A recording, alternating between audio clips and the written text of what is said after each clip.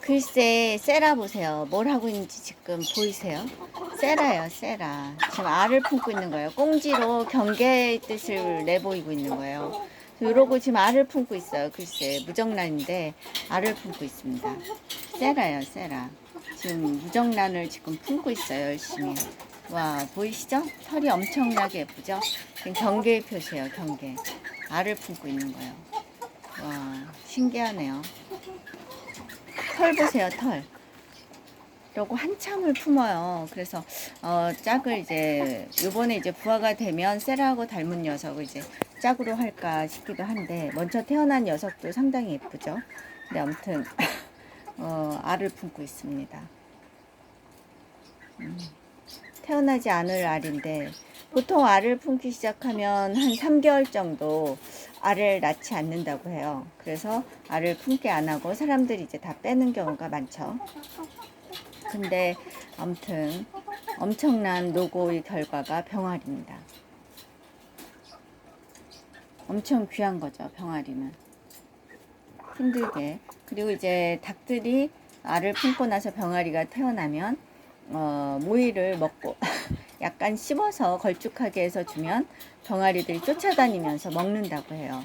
이거는 이제 청개를 키우는 사장님이 알려주셨거든요. 아무튼 대단한 일이에요. 이건 지금 앵무새장이에요. 앵무새장에서 이렇게 알을 품고 있는 거예요. 신기하죠? 지금 경계의 표시로 꽁지를 이렇게 치켜 세우는 거예요. 신기하지 않습니까? 경계의 표시요. 와, 보기 드문 광경이죠? 신기하죠? 병아리가 태어나기까지 얼마나 암탉의 노고가 심한지.